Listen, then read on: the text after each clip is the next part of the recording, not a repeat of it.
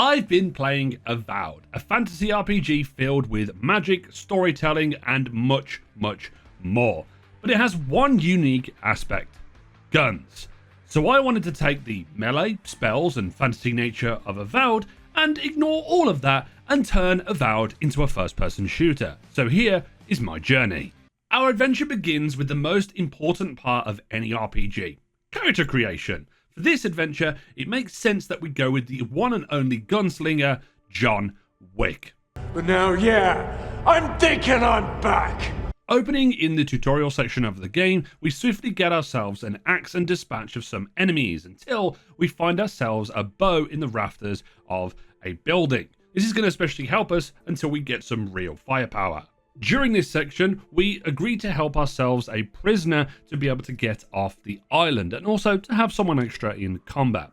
Leveling up for the first time here, thanks to that quest, gives us an important direction for the build to make us into the ultimate gunslinger, and that is the Tangle Root. This holds enemies in place, allowing us to hit some nasty headshots. We also found a pair of deerskin gloves that increase crit chance, which we will need a lot of in this build. We also put a point into perception to increase our crit chance. Beating the final boss of the tutorial area means that we can finally step foot into the living lands and really start our adventure. As soon as we land, we are greeted by a fishman and a woman. This is where we meet our first companion in the game, Kai. The great part about him is that he's played by the same voice actor as Garrus from Mass Effect, so it means he will never be leaving my party. He will also be a vital part of what makes us become the best shooter in the living lands. The next step is for us to acquire some key parts for us to deal out the most damage. To do this, we need 2 pistols from a vendor,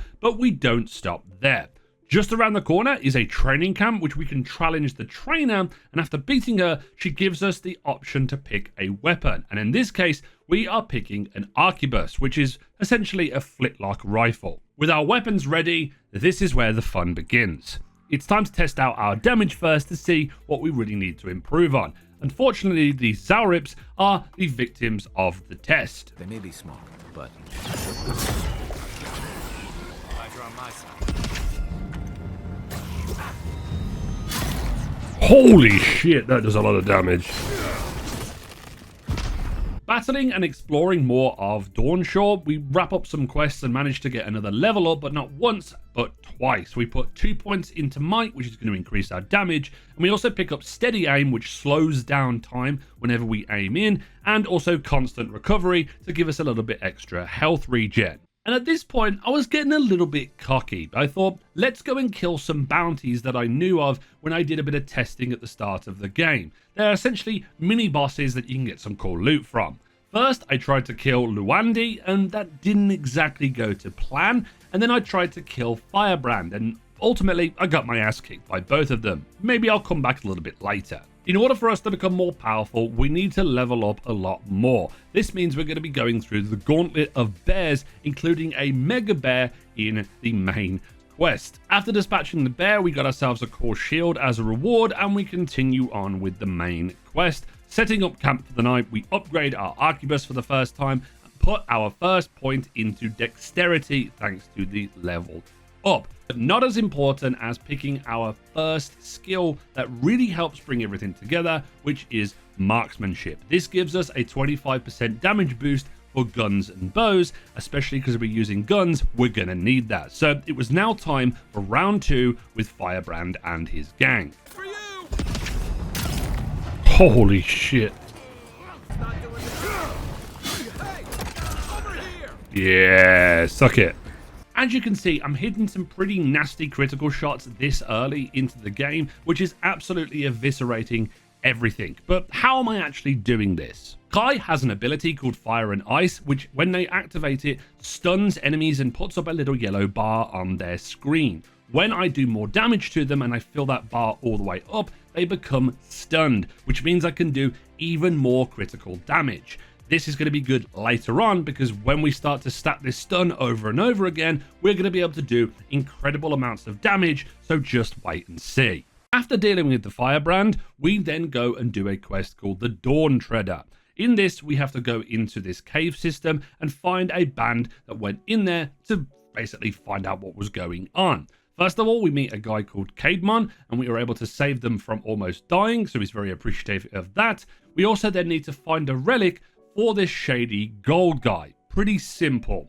Finding the relic is easy, but not as easy as killing the Godless Executioner with a 674 damage shot. Need a minute. Oh, shit!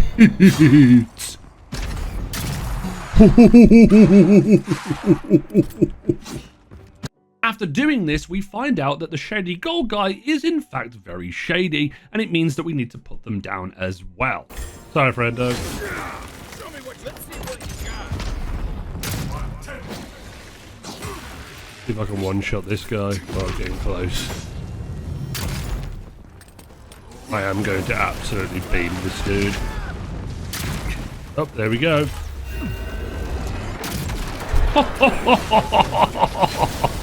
Why couldn't he have just stuck to Skull? Upon doing this, we gain ourselves a nice little new sword called the Last Light of Day, which gives us health back on a kill and deals a nice amount of fire damage. So we're going to be pairing that with one of our pistols, purely because it just makes more sense to have some health regen just for now. Finally, deciding to head towards the main quest area, we come across these two bozos, and it's safe to say I think we were a tiny bit over leveled for this encounter. After this, we head into the city and we are shot in the chest by an arrow, dying, and there's the video's end. Until we are pulled back from the dead from a weird, crazy voice and allowed to continue on with our mission, becoming the ultimate fantasy of John Wick. Naturally, when we actually get into the city, we hand in a bunch of the quests for rewards, including a bunch of bounties as well. And the first thing we need to do is go and hand in a quest to Caedmon for saving them, who gives us a ring which gives us 1 dexterity and more parkour speed. The dexterity is important because that gives us more reload speed. More reload speed means more gunshots, which means more crits, which means more damage. And speaking of more damage, we level up to level 6, now taking 1 more point in might to increase, and taking evasive action for reduced stamina cost on dodging. Next up, we get into a cheeky bar fight, which is always fun, especially when you have the stopping power of an anime truck. This means we get to introduce our second companion of the game, Marius. Our trapper friend here has some pretty cool abilities, being able to add additional stun and lock down people the same as us with the Tangle Root. He is going to help us find out more about who killed us as we entered Paradise. In doing so, we are going to be able to get us some really important black wing gloves, which gives us 1% crit chance, but 10% critical damage, which is going to be incredibly important for pumping those numbers up. With that in hand and an upgraded fine arquebus, it's time to go bounty hunting. Firstly, we kill a massive spider because eel spiders called Nakib, not too much of a problem there. Then we go to a yellow brand camp to deal with around about 40 enemies or so, and then sometime later we then find our rematch with Luandi, and this time we beat them and gives us our first unique pistol of the game, the Carox Pride. This thing is awesome because it gives us shock damage, which builds up every time we use power attacks, so combining it with our sword, we have a bit of a fire and shock combo. I did forget to mention we leveled up an additional time, putting us at level 7, where we respect some of our points to have a spread of 5 might, 2 constitution, 3 dex with a bonus point to 4 perception, and both 1 in resolve and intellect. We rounded this off by getting the stealth ability Shattering Beyond to give us an extra edge on starting out encounters by getting a cheeky backstab. And update for our damage, we are hitting crits over 1000 now when we get a stun critical. Almost. One more shot. Hello. Big boy shot. 1102. God dang. After handing in our bounties and completing a couple of side quests, we end up around level 8, which gives us another point in Shattering Beyond and another point in Might to get more damage out. The last part of the area is essentially completing the main quest. Firstly, by finding an apothecary, because the arrow that shot us had poison on it. But to do that, we're going to have to deal with a gang of enemies, including Big Thala the Taskmaster.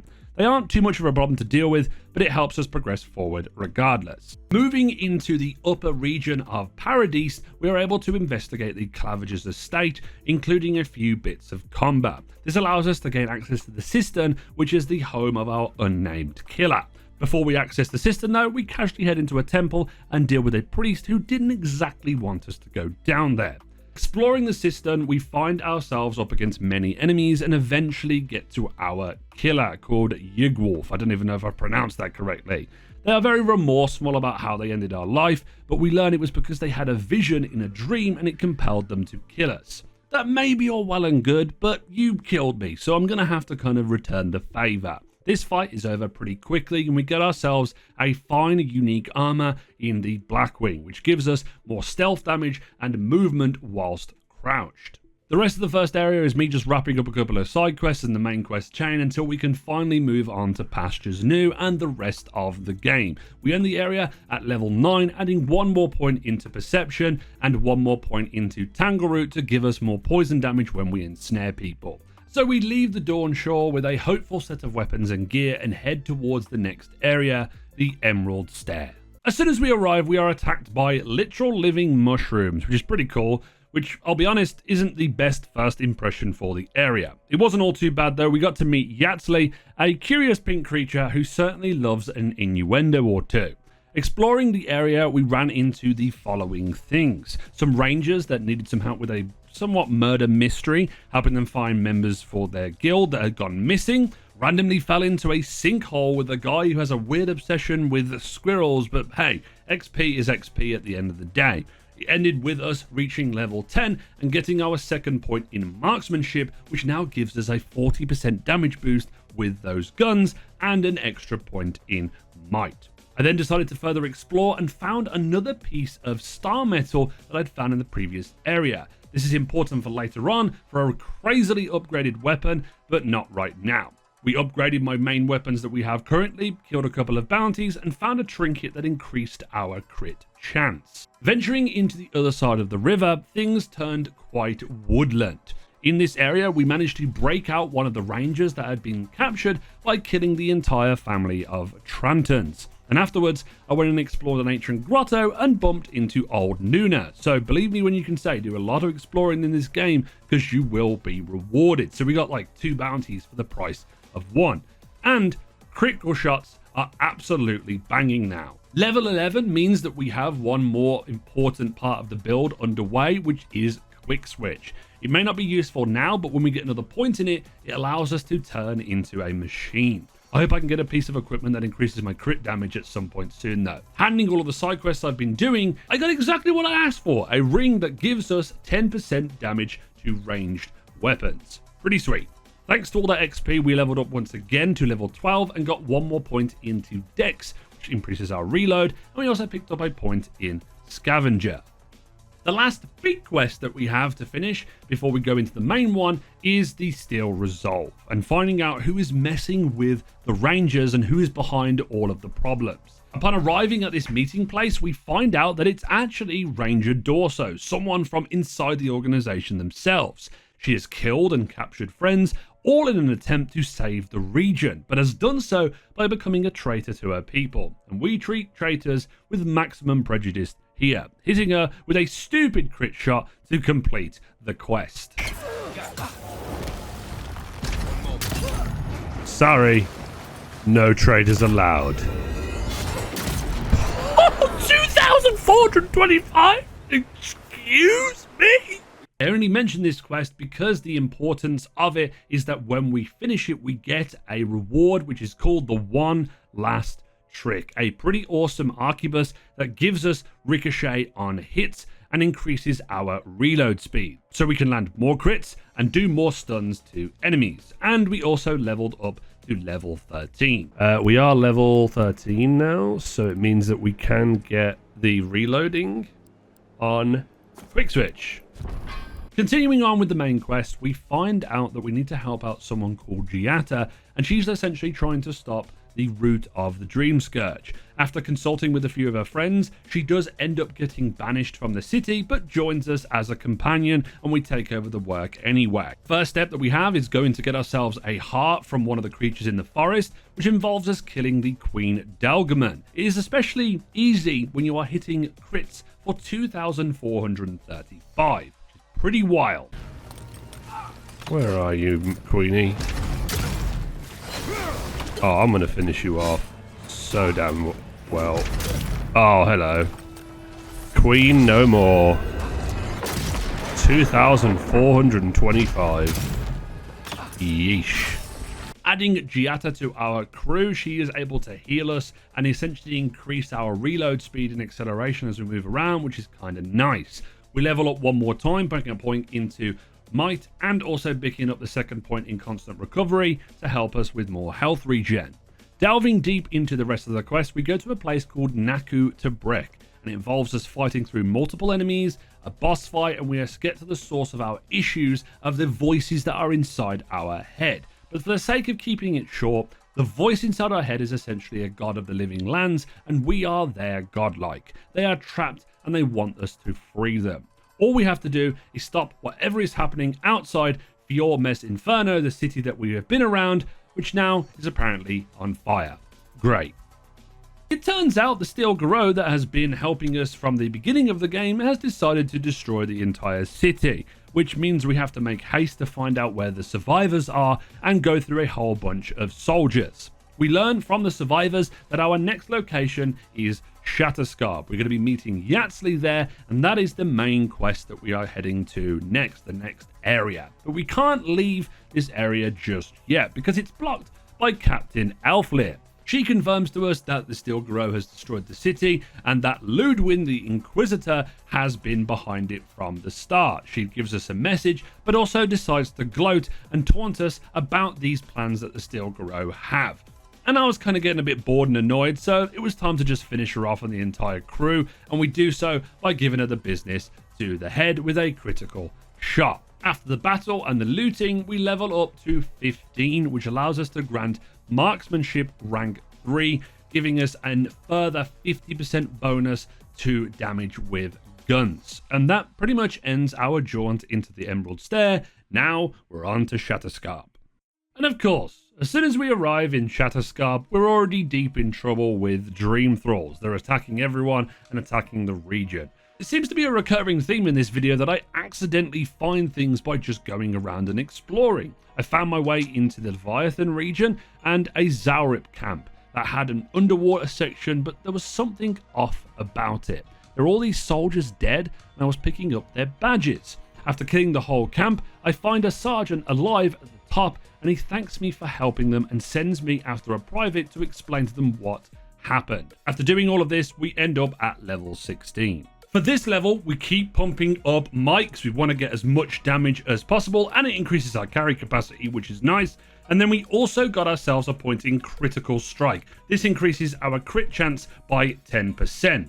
Then moved on to the main quest, where we rock up in a town called Thirdborn, which is being attacked by Dream Thralls. Naturally, we clear them all out and have an interesting conversation with the guards. Relax, Daron. The only strange dreams we've had involve your mother. Nice. Kai? What are you... They are, of course, worried about letting us in, but we have to convince the Surfer Bro guard that we are safe. I doubt he could have done that if he was sick. I, for one, think... Why does this guy sound like a bro, dude? He's like, yeah, come on, man. They, like, totally killed everything for us, dude. Like, we gotta help them out. When we enter, we grab all of the available side quests and continue on with the main quest, eventually adding Yatzli to our party. She's a really awesome mage, and I had her and Kai for the rest of the game. Upon doing this, we hit level 17, we add Sniper to our build, which gives us an increase of damage on enemies that are unaware of our presence. So an initial damage boost is insane. But at this point in the game, I decided it was time to respec my skills. After respecing my points, I put 3 points into marksmanship, 2 points into steady aim to help with my power attacks. I also put 1 point into sniper and critical strike as I went before, 2 points into quick switch. We dropped shattering beyond and also evasive because we didn't need them. and we put 1 point into retribution. After taking damage from an enemy, your next attack within 5 seconds deals 70% of the damage you received. So this is going to be insane if we are able to level this up all the way up to 120%. I also grabbed 1 point in Heart of the Storm and also 1 point in Sign of Flame from the Wizard Tree, which increases the amount of accumulation of elements, so in this case fire and shock, that we will be doing, so we're going to have some nasty effects going on there as well. Before we left, we bumped into some refugees we saved back in Paradise, which gave us a piece of armor that is wonderful at reload speed and gives us an extra 15%. But I wasn't done in the town of Thirdborn. Having checked out a couple of the side quests, I came back and I checked out one of the merchants. We find 2 unique weapons. One of them is going to help make our build almost complete. Oh my god. She has 2 and I can get both of them. Short range power attacks do high stun and knock enemies back. That's a shotgun. And then this one, alright, we're getting them both. We're getting them both. A little later on, I went and explored the tower in Shark's Teeth as part of a quest. Turns out when we get there, it's booby-trapped to all hell, and there's 2 Kith that are at top of the tower. I could have bargained with them all I wanted, but you know B by now, a kill is a kill, and they went down rather quickly, giving us level 18 in the process. Oh, we also got a level up as well. Let us put another point into Dex. For now, more retribution. I feel like retribution will be great. We also finished up Kai's quest to pay respects to his fallen friend, and I really enjoyed this because it covers loss, friendship, grief, acceptance, and self-improvement. Kai is my favorite character in the game, and I loved him even more after doing this quest. And upon doing that, we also reach level 19 as well and get our second upgrade into Sniper. The main quest involves us stopping an Archmage, and by doing that we have to go to their tower and stop a certain masked individual from getting into some ruins. This area is trippy at first and features lots of combat, but it has some mind-bending traversal stuff, which I always love. We also reach level 20, picking up Stunning Strike, which allows us to build up more stun for more juicy crits. After essentially running around for half an hour, we eventually get into the Archmage's tower, but before we speak, obviously we have to kill a few waves of enemies, which doesn't bother me because it's just more killing. The Archmage learns that we are actually a godlike and that our god is speaking to us, and she's rather intrigued. So she grants us access to Naku Cabal, and inside we have to complete 3 trials to progress. First of those being a trial of strength, so essentially slapping up some skeletons, and the second trial of wisdom, which I kind of sucked at first. Oh, just find the right rhythm and we'll be through in a flash. Oh, I'm insane. Oi. No! Oh, over the ground.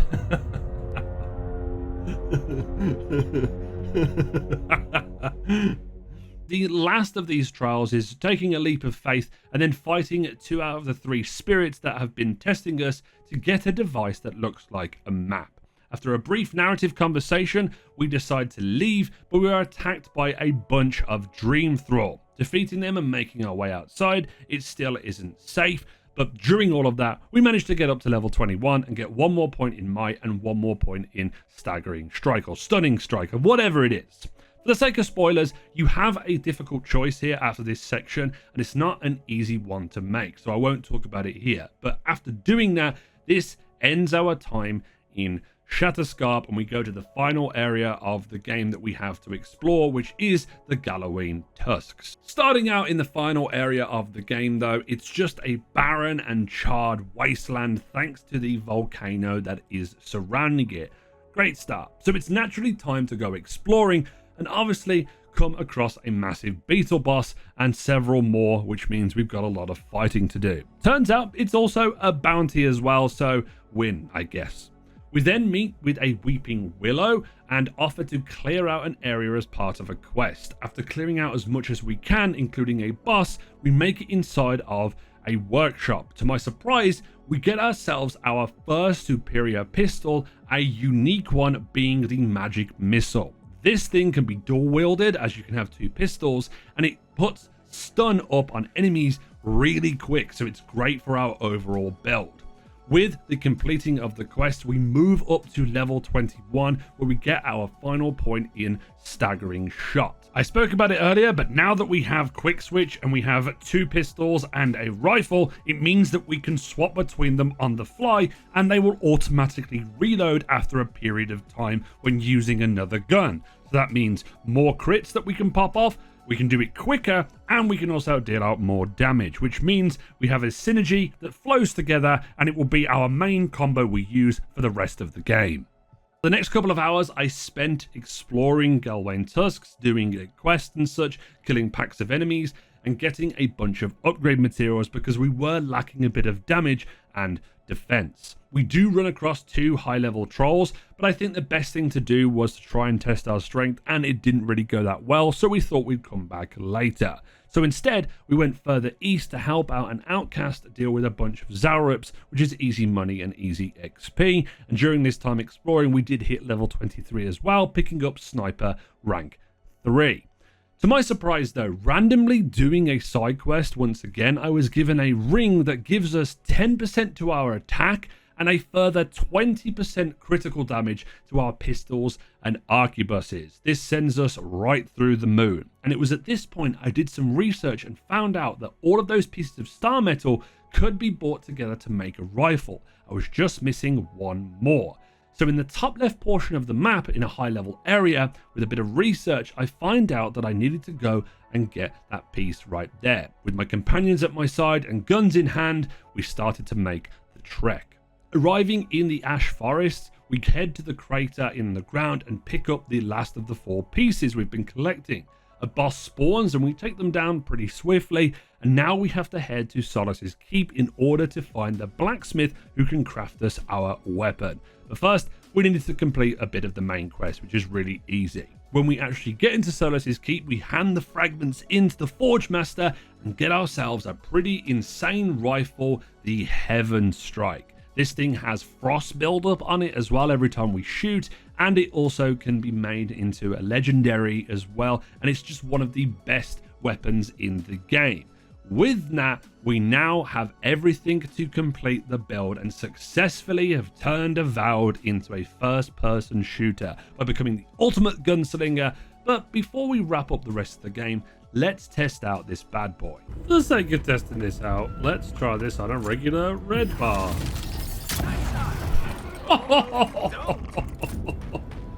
2,232. Okay, let's try it on a boss and really test it. Jesus. After upgrading it, it hits stupidly hard and is like a point and click adventure. Hey, what up, dude? You want one? Who wants the next bullet? You? Okay. Champion's almost down to half health. Nice. Try another shot, shall we? 2-shotted. Oh, initiate. What's that? Dead. What's that, Garrett? Dead. Dead. If you need any more convincing, here's how it looks fully upgraded after you go to the real endgame portion of the game, and you don't have to worry here, there'll be no spoilers, just the clips that you get to see. 2,792. Now if I can get a stun off, which I don't think I'll do, because everyone's going to die beforehand. Yeah, this thing hits for over 10,000, and that was at level 1, and now it's at level 2. It's going to be hitting so damn hard. 2,792 is ridiculous. 7,446 is ridiculous. So there you have it. I have successfully managed to turn Avowed into a first-person shooter, even though it's in the first-person perspective. It was a blast to tinker and change things around to make this video and push out numbers like this, and I really enjoyed the challenge. And besides the content on the video, I highly advise you check out Avowed on Game Pass or Steam. It's a fantastic game, and it's got great storytelling and wonderful combat. Visually, it's fantastic, and although it isn't the most groundbreaking game, it certainly gets a lot right, and kind of makes me want to do another playthrough, but this time I go full fists only, but maybe that's another video for another time. Thank you very much for watching the video. I put a bunch of effort into this and it's great to be able to put it out, and hopefully it was entertaining and enjoyable. And if you want to go and see other videos on the channel, then go and click my channel link in the description or wherever it is down below. Make sure you leave a like on the video and subscribe if you want to see more content. Leave a comment down in the comment section if you've played Avowed to let me know how you enjoyed it. And as always, this has been It's Jimbo, and I'll see you guys next time.